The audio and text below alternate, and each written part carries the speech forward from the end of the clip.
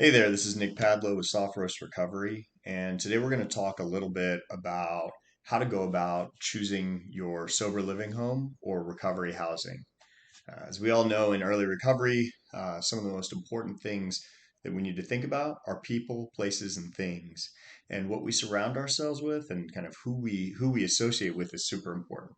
So, as I think about sober living homes, there are really four main buckets that we want to look at when selecting a home. The first is community. Who are we around? The second is recovery principles. So, what are they doing actively to assist in our recovery, or is it just completely passive in a place where folks live that don't drink or use? The third is going to be around comfort. So, this is what we think about when we normally select an apartment. We'll talk a little bit about that. And then the final one is price. And so, the first piece of this is community. What are the ages of the residents in the house? Is it gender specific housing? Are people working or are people not working? And is that conducive to what I plan to do while at the house? Personality is incredibly important. I think a lot of times we try to make this decision based on a referral or based on a website or talking to other folks. But I think it's important to go to the house, to visit, to get to know the residents a little bit and see if these are people that you can see yourself spending a month, 2 months, 6 months, or more with. The next thing is specific populations. There are veteran specific housing, LGBT housing, and other specific affinity groups as well. Uh, what is the average length of stay? If you're planning on staying for 30 days, then it might not matter if that's short. But if you're planning on investing a large amount of time, you're going to want a place where other residents are doing the same so that you have some continuity within your relationships and with the community. And then the last is, if you have a family, if you have children, what is the frequency at which they can visit? If you're a single mother with kids, is it a place where you can have your children, etc.? The next piece of this is the recovery process itself. So, how active or passive is the house in that process? These are things like testing. How regularly are they doing drug testing? Are they doing breathalyzers when you come back in? And at what frequency? Is there an affiliated treatment center where you can get either IOP treatment or outpatient treatment? Are there groups that you can attend either in the house or that they will provide transportation to? And these could be things like 12 step, smart recovery, mindfulness groups, and so on. And the next is around what rules are there in the house?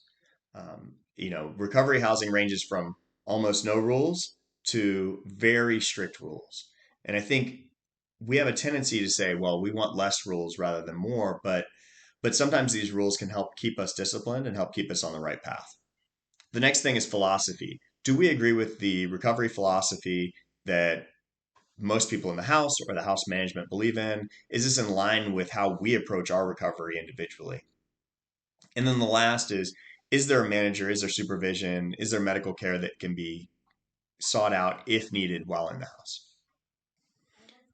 And the next piece, of course, is comfort. So, what does the space look like? So, within our bedroom, is it one person in a room? Is it two people in a room? How big is that room?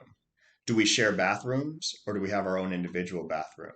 If we share, how many people do we share with? We want to look at the common areas. Are there things to do?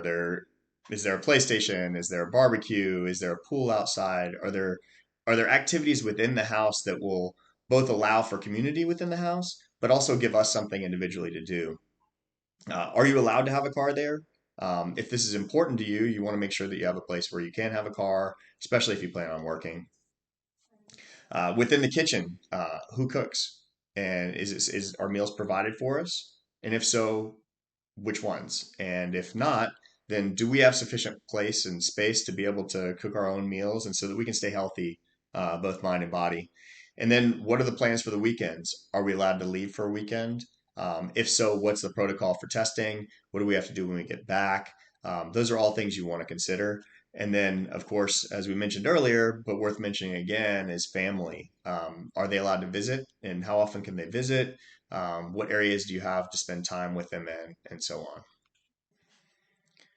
And finally, the last criteria, and obviously very important, is price. So, what is the monthly rent that you'll be paying? What's the deposit?